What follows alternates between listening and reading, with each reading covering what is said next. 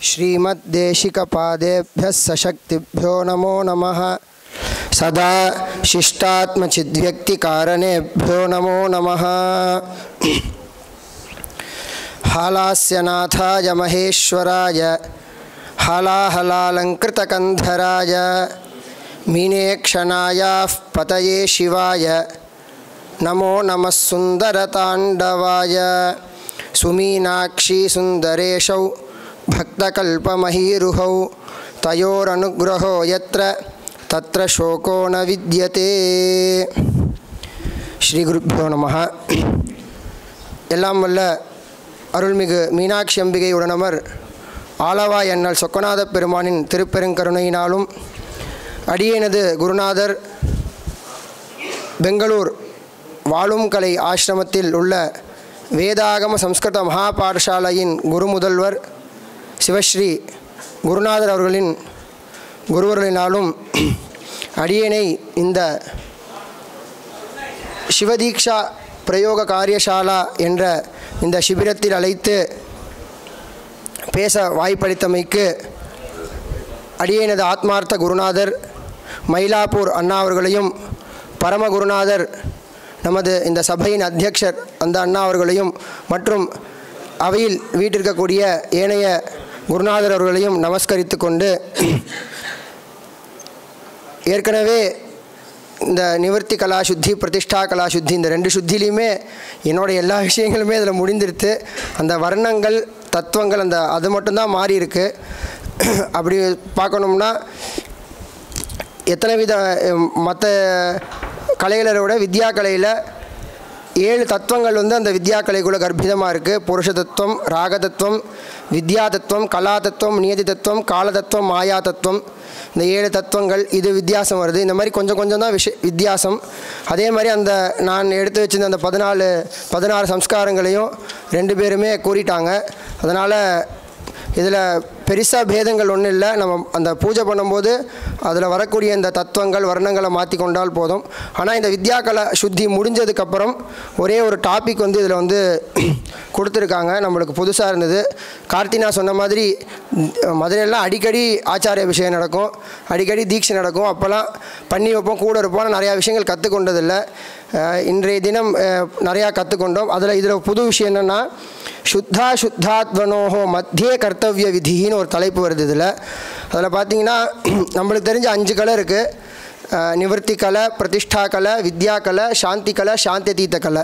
ஆனால் இதில் ஆச்சாரியர் என்ன சொல்கிறார், பிரதிஷ்டா கலை, நிவர்த்தி கலை, வித்யா கலை இந்த 3 கலைகளுக்கும் மேலே சாந்தி கலை, சாந்தியதீத கலைக்கு கீழே புதுசாக ஒரு அஸ்தானம், ஒரு ஸ்தானம் இல்லாத ஒரு இடம் இருக்கிறது.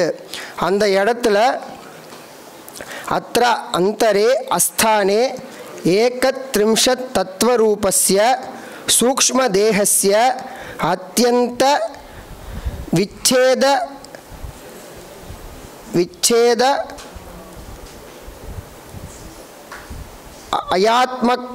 அயாத்மா வாரகஸ்ய விச்சேதாய ஆவாரகஸ்ய மலஸ்ய வாச்சிகாதி பேத பின்னஸ்ய பூர்வோக்த கர்மஜாதஸ்ய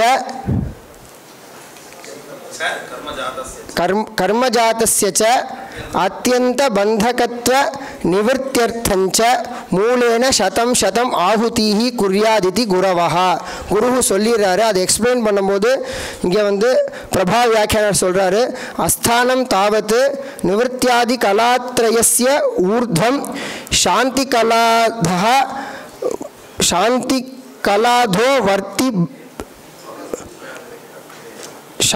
கலாதோ வர்த்தி பவ சஞ்ஞா விரஹித பிரதேசா அப்படின்னு நம்மளுக்கு விளக்குறார்.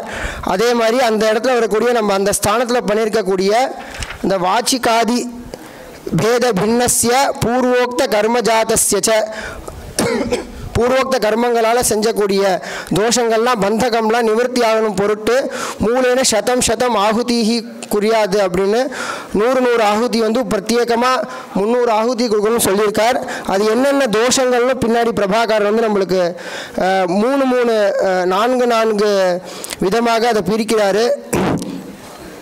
அதை வந்து மானச கர்மம், வாச்சிக கர்மம், காய்க கர்மம்னு ஒன்று ஒன்றுக்கும் 4 நாளாக பிரித்து 12 விதமான இதை வந்து நம்மளுக்கு சொல்லியிருக்காரு. இங்கே வந்து பரஸ்திரீ திரவிய சங்கல்பா, சேதசாநிஷ்ட சிந்தனம், அகாரிய பின்னவேஷ்ச சதுர்த்தா கர்ம மானசம், அனிபத்த பிரவாலிப்தம், அசத்தியம் சாப்ரியஞ்ச தத், பரோக்ஷதஸ்ச பைஷுன்யம், சதுர்த்தா கர்மவாச்சினம், அபக்ஷ்ய பக்ஷணம் ஹிம்சா, மித்யாகாமஸ்ய சேவனம், பரஸ்வானாம் உபாதானம், சதுர்த்தா கர்மகாயிகம் அப்படின்னு வந்து 12ஆக நம்மளுக்கு சொல்லியிருக்காங்க. இந்த 3 விதமான தோஷங்களுக்காகவும் நம்ம வந்து அந்த சாந்தி கலா சுத்திக்கு முன்பாக 300 ஆகுதிகளை வந்து கொடுத்துட்டு அதுக்கப்புறம் தான் இந்த வித்யா கலா வந்து பூர்ணமாக சுத்தி அடைஞ்சு அடுத்து இருக்கக்கூடிய சாந்தி கலைக்கு வந்து பிரவேசிக்கிறது என்பதை தெரிவித்துக் கொள்கிறேன். அடியேனுக்கும் இந்த அவையில் வாய்ப்பளித்து அடியேனையும் பேச வைத்தமைக்கு குருநாதர்களுக்கெல்லாம் நன்றியை தெரிவித்துக் கொள்கிறேன். அடியேனோட சில பல காரணங்களால் முதலில் வர முடியவில்லை என்று கூறிவிட்டேன். அப்புறம் அண்ணா வந்து இந்த மாதிரி சபைகள்லாம் எல்லாருக்கும் அவ்வளோ சீக்கிரம் கிடைக்காது, நீ கண்டிப்பாக வரணும்னு சொன்னார். அதனால் ரொம்ப வந்து ஷார்ட்டான டயத்தில் என்னால் முடிச்சதை வந்து ப்ரிப்பேர் பண்ணிட்டு இருக்கேன். இதில் ஏதேனும் தோஷம் இருந்தால் அது என்னை சாரும், இதில் ஏதேனும் கரெக்டான விஷயங்கள் இருந்தால் எனது குருநாதரை சாரும் என்று தெரிவித்துக்கொண்டு வாய்ப்பளித்தமைக்கு நன்றி கூறி விடைபெறுகிறேன். நன்றி, நமஸ்காரம்.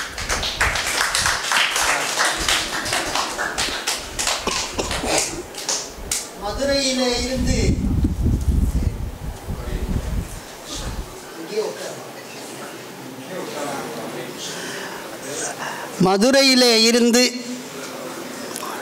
பாடசாலை முதல்வர், ஹாலாசியநாத பாடசாலையினுடைய முதல்வர் சிவஸ்ரீ விவேக் பட்டர் மிகச்சிறப்பாக தன்னுடைய தலையங்கத்தின் கீழ் பద్ధதியினை எடுத்து உரைத்தார்கள். இந்த வித்யா கலைக்கு ஒரு தனிச்சிறப்பு உண்டு, அதை அவர்கள் சுட்டி காட்டி விட்டார்கள். அதனால் நான் அதை சொல்ல வேண்டியிருக்கு. என்னன்னா, இந்த வித்யா கலை எங்கே இருக்குது? 5 கலையில் நடுநாயகமாக இருக்குது. இந்த 5 ஊர், 5 கலையை 5 ஊருன்னு வச்சுக்கோங்க. அந்த 5 ஊர், அந்த 5 ஊரில் நடுவில் ஒரு ஊர், அந்த ஊருக்கு 2 பக்கமும் 2 ஊர் இருக்கும். தமிழ்நாடு, ஆந்திரா, கர்நாடகான்னு வச்சுக்கோங்க. அதுபோல் இந்த மத்திய மணி நியாயம்னு ஒன்று உண்டு. நடுவில் இருக்க மணிக்கு இந்த பக்கமும் தொடர்பு இருக்கும், அந்த பக்கமும் தொடர்பு இருக்கும். அதனால் இந்த வித்யா தத்துவம் என்னவா இருக்குன்னா, சுத்தத்தோடையும் சம்பந்தப்படுது, அசுத்தத்தோடையும் சம்பந்தப்படுது. மத்தியமணி நியாயம்னு பேர். ருத்ராட்சத்தில் நடுவில் மேரு பர்வத்தம் இருக்கும், இப்படியும் திருப்பிப்பான் அப்படியும் திருப்பிப்பான் புபுக்ஷு முமுக்ஷு ஜபம் பண்ணும்போது. அதுபோல் வித்யா தத்துவங்கிறது 3ஆவதாக மத்தியமாக இருக்குது. இது என்னன்னா, அத்வசுத்தியில் இது சுத்தாத்வ புவனம், சுத்த புவனங்கள்லாம் இதில் இருக்குது. அதனால் இப்போ இதுவரையில் நம்ம நிவர்த்தி கலை அது பூமியில் இருக்கிறது, மண்ணில் இருக்கிறது. பிரதிஷ்டா கலையில் மண்ணுக்கு அடுத்த தத்துவம் அப்தத்துவம், ஜல தத்துவம். ஜல தத்துவத்தில் ஆரம்பித்து பிரகிருதி தத்துவம் வரைக்கும் 24 தத்துவமும் அதுக்குள்ளேயே அடங்கி போயிடுது. பிருத்திவி 1, 25 தத்துவமும் முடிஞ்சு போச்சு. இந்த வித்யா தத்துவத்தில் என்னன்னா 7 தத்துவங்கள் இருக்கு. இந்த 7 தத்துவத்துக்கும் வித்யா தத்துவம்னு பேர். ஏன் பேர் அது வித்யா தத்துவம்னு ஏன் பேர் வந்தது? ஆத்ம தத்துவம், வித்யா தத்துவம், சிவ தத்துவம். வித்யாங்கிறது கலை, தத்துவத்திலையும் வித்யா இருக்குது, கலையிலையும் வித்யா இருக்குது. இது என்ன, இதுவே பெரிய வித்தை. அங்கே தத்துவத்தில் 2 வித்யா இருக்கா, 2 மாயை இருக்கிற மாதிரி.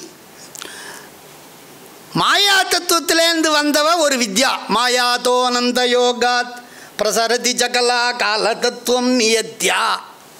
அங்கே ஒரு கால தத்துவம், அதுலேருந்து வந்தது வித்யா தத்துவம். வித்யாராக கலாதா, அந்த கலையிலேருந்து கலை போட்ட குட்டி வித்யா ஸ்திரீலிங்கம், கலையினுடைய புத்திரி, அது வேற பண்ணுது.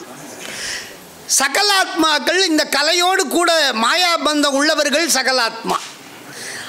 அந்த கலையோடு இருக்கிறதால தான் இவாளுக்கு சகலான்னே பேர். பிரளயா கலான்னும் போது பிரளயம் வரைக்கும் பொறுத்துன்னு இருக்கான். மகா பிரளய காலத்தில் இந்த கலையை கைட்டி விட்டுடுறான். அதான் ஆப்பிரளயம், பிரளயா கலர், பிரளயம் வரையில் ஆ கலர், பிரளயாந்தமான கலாபந்தம் தான் அவளுக்கு இருக்கு. அவள் சுத்த புவனத்தில் மாயோ உதரத்தில் இருக்கா, மத்தியில் மாயாவர்த்திகள் அவள்லாம். இந்த வித்யா தத்துவத்தை தாண்டி மேலே போயிட்டா பியூர் சுத்தாத்வா. இப்போ சுத்தாத்வாவுக்குள்ளே இந்த ஆத்மா போய் ஆகணும். ஏன்னா ஃபுல்லாக சுத்தமாயிட்டியா இல்லையா அப்படிங்கிறது இந்த வித்யா தத்துவம் தான் முடிவு பண்ணுது. அதான் முக்கியமான பாயிண்ட்டு. நிவர்த்தியிலேருந்து இப்போ பிரதிஷ்டை வந்துட்டான், பிரதிஷ்டையிலேருந்து வித்யா வந்துட்டான். இந்த வித்யா தத்துவத்தை பாஸ் பண்ணுறது எப்படி? எம்ஏவை பாஸ் பண்ணால் தான் பிஹெச்டி போகலாங்கிற மாதிரி எலிஜிபிலிட்டியே இந்த வித்யா தான் கொடுக்குது. சுத்தமாக ஆனவன்றதுக்கு இதுதான் எலிஜிபிலிட்டி கொடுக்கும். அதான் வித்யா தத்துவம். வித்யான்னா ஞானம், வித்யான்னா மந்திரம். அந்த மேலே மகாமாயிலேருந்து ஒரு வித்யை வருது. அது பஞ்ச தத்துவத்தில் 5வது தத்துவம். கீழேந்து போகும்போது சுத்த புவனத்தில் முதல் தத்துவம். சுத்த புவனத்து வித்யானத்தால் அவளுக்கு சுத்த வித்யான்னு பேர். சுத்த வித்யான்னே ஒரு கலை கிடையாது, வித்யா கலை தான். சுத்த புவனத்தில் இருக்கிறதால அதுக்கு சுத்த வித்யான்னு பேர். மகா மாயைக்கு சுத்த மாயான்னு ஒரு பேர். இந்த மகா மாயின்னு சொல்ல மாட்டா, சுத்த மாயின்னு சொல்ல மாட்டா, பிந்துன்னு சொல்லிடுவா, பரிகிரக சக்தின்னுடுவா, குண்டலினின்னுவா. இது எல்லாம் பல பெயர் இருக்கு. ஆகையினால இந்த வித்யா தத்துவத்தினுடைய ஒரு வைசிஷ்யம் என்னன்னா, 7 தத்துவமும் சாதாரண தத்துவம் இல்லை. இந்த 25 தத்துவமும் பயன் தரணும்னா இந்த 7 வித்யா தத்துவம், அறிவு தத்துவம், ஞானமயமான இந்த தத்துவம் இருந்தால்தான் அது 25ம் பயன் கொடுக்கும். அப்பேற்பட்ட பெரிய பவரானது இந்த 7 தத்துவம். இந்த 7 தத்துவத்தில் மேலே உள்ள தத்துவம் புருஷ தத்துவம், அடியில் உள்ளது மாயா தத்துவம். இந்த மாயையிலேருந்து 5 தத்துவம் வருது. கலா தத்துவம் என்னது? கால தத்துவம், நியதி தத்துவங்கிற 2ஓடையே உண்டாகுது 3. திருப்பி இந்த கலையிலேருந்து வித்யாராகம் வருது. இந்த 5க்கும் கலாதி பஞ்சகம், பஞ்சகோஷம்னு பேர். பஞ்சகோஷாந்தர ஸ்திதான். கோஷம்னா கோட்டு போட்டுக்கிற மாதிரி ஒன்று மேலே போட்டுக்கிறோம், கவச்சம் மாதிரி. இந்த 5ம் எப்போ ஒன்றா சேருதோ இந்த ஆத்மாங்கிறவனுக்கு பும்ஸ்துவம்னு ஒன்று பட்டுன்னு சித்திக்குது. பும்ஸ்துவங்கிறது புருஷ தத்துவங்கிறது. தத்துவங்கிறது அப்போ புருஷன் ஆத்மாவா, புருஷ தத்துவமா, ஆத்மாவான்னா தத்துவம்னோ புருஷத்துவமே திகணனாத்து. புருஷன்றது ஒரு தத்துவம்லாம் ஒன்றும் உண்டாகலை, ஆனால் புருஷ தத்துவம்னு நம்ம சொல்கிறோம். அந்த தத்துவத்தில் புவனங்கள் இருக்குது, அதுக்கு இன்னும் குணத்தத்துவத்தில் வச்சு சுத்தம் பண்ணுறோம்.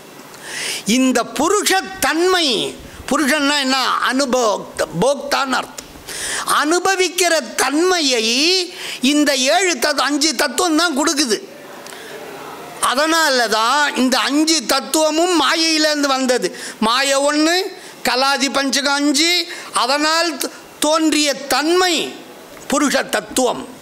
ஆத்மா வேற, புருஷ தத்துவம் வேற. புருஷத்தன்மை பும்ஸ்துவம் உண்டாகுது. அதனால தான் இந்த 25 தத்துவத்தையும் இவன் அனுபவிக்கிறான். தத்துவங்கள் கருவிகள், அகக்கருவி.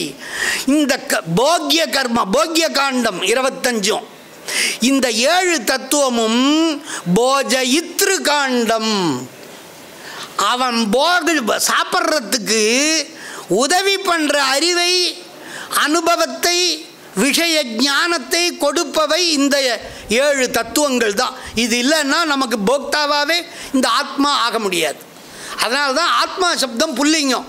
அதில் ஸ்திரீயும் கிடையாது, பெண்ணுலிங்கமும் கிடையாது. ஆணாகட்டும் பெண்ணாகட்டும் அலியாகட்டும் அதெல்லாம் உடம்புக்கு தான். அந்த உடம்பில் உள்ள உயிருக்கு ஆண் பெண் பேதம் கிடையாது. அவன் அனுபவிக்கிறான். இந்த சரீரம் வாயிலாக அகக்கருவி 36, புறக்கருவி 64, ஆக 96 கருவி. கரணம்னு பேர். தனு கரணம் எல்லாம் பகவான் கொடுத்தது. அப்பேற்பட்டதான இந்த தத்துவ புவனத்தில் இவர் இதிலேருந்து மேலே போகிறதுக்குள்ளே கம்ப்ளீட் பண்ணணும். அசுத்தத்தை கம்ப்ளீட் பண்ணி ஆகணும். அசுத்தம் அவ்வளோ சட்டுன்னு முடியுமா? கடைசியில் கொஞ்சத்தில் போகாத ஒரு மலம் இருக்குன்னா அது ஆணவ மலம், சகஜ மலம். அந்த மலத்தை இங்கே கொஞ்சம் சுத்தம் பண்ணுன்றார். இல்லைன்னா மேலே அங்கே விசா கிடைக்காது. மேலே போகிறதுக்கு விசா கிடைக்காது. இந்த வித்யா தத்துவத்தில் இந்த சுத்தி பண்ணால்தான் மேலே போக முடியும் இந்த ஆத்மா. அதை தான் இங்கே சொல்கிறாருப்பா. அத்ராந்தரே அப்படி ஆரம்பித்து அப்படியே விட்டார். ஆனால் நான் விட முடியாது அப்படி. அத்ராந்தரே அஸ்தானே, ஸ்தானம் இல்லாத ஸ்தானத்தில் ஏகத்ரிம்சத் தத்துவரூபஸ்ய சூக்ஷ்ம தேகஸ்ய அத்யந்த விச்சேதாய ஆத்மா ஆவாரகஸ்ய மலஸ்ய, ஆத்மாவை சுற்றிலும் மறைச்சின்றிருக்கிற அந்த மலத்துக்கு, மலம்னாலே இங்கே ஆணவ மலம்தான். அது எப்படி இருக்குது? 30 தத்துவங்கள் 8 தத்துவத்துக்குள்ள புரியஷ்டகமாக இருக்குது. இந்த 30 தத்துவமும் 8 குரூப்பில் இருக்குது. அதனால் அதுக்கு புரி அஷ்டகம்னு பேர். புரின்னா புறம், காஞ்சிபுரி மாதிரி புரி சேத்தே இத்தி புரிஷா புருஷான்னு வார்த்தை. அதான் ஏகத்ரிம்சத் தத்துவரூபஸ்ய சூக்ஷ்மதேகஸ்ய, சூக்ஷ்மதேகம் கீதృశాத்மகம், ஏகத்ரிம்சத் தத்துவ கடிதம். அதான் இங்கே சொல். ஏகத்ரிம்சத் தத்துவரூபஸ்ய சூக்ஷ்மதேகஸ்ய அத்தியந்த விச்சேதாய, அதை முற்றிலும் அதிலேருந்து விடுபடணும். யார்? ஸ்தூல தேகம் பிரித்தா ஸ்தூல தேகத்திலேருந்து சூக்ஷ்ம தேகத்தில் பிரயோகம் பண்ணிட்டு இருந்தான். அந்த சூக்ஷ்ம தேகத்திலையும் போகானுபவத்தை இப்போ முடித்தாச்சு. இனிமே இந்த வித்யா தத்துவத்துக்கு மேலே சூக்ஷ்ம தேகத்துக்கு பிரவருத்தி கிடையாது. 31 தத்துவத்தினுடைய சூக்ஷ்ம நிலை இங்கோடு முடிவடைகிறது. சூக்ஷ்ம தேகஸ்ய அத்தியந்த விச்சேதாய, கம்ப்ளீட்டாக விச்சேதம் பண்ணணும், துண்டிக்கப்பட வேண்டும். சேதனம்னா துண்டிக்கிறது. விசேஷேன சேதயதி, இது விச்சேதம். விச்சேதாய எதை? ஆத்ம ஆவாரகஸ்ய மலஸ்ய, ஆத்மாவை சுற்றி இருந்து சர்வஜத்வாதி சைதன்யத்தை மறைக்கக்கூடிய அந்த ஆணவ மலம். அப்படி ஆவாரகஸ்ய மலஸ்ய வாச்சிகாதி பேத பின்னஸ்ய, அந்த மலம் எப்படி இருக்கு? மனசா வாச்சா அசாபியாம் நம்ம கர்மா என்னென்னமோலாம் செய்வோம். அதனால் ஏற்படக்கூடிய பூர்வோக்த கர்மஜாதஸ்ய காயேன வாச்சா மனசா இந்திரியவான் நம்ம எவ்வளோ சொல்லின்னு இருக்கோம். எல்லாம் அந்த 30 தத்துவம் 31 தத்துவத்துக்குள்ளே இருக்க. அதனால் பூர்வோக்த கர்ம ஜாதஸ்ய அத்தியந்த பந்தகத்துவ நிவிருத்தியர்த்தம் ச உண்மை போட்டார். இதுக்காகவும் அதுக்காகவும் 2 பர்பஸ், 2 உத்தேசியம். இந்த 2 உத்தேசத்துக்கு 100 ஆகுதி பண்ணி அவரை ப்ரமோஷன் பண்ணி விடுன்றார்.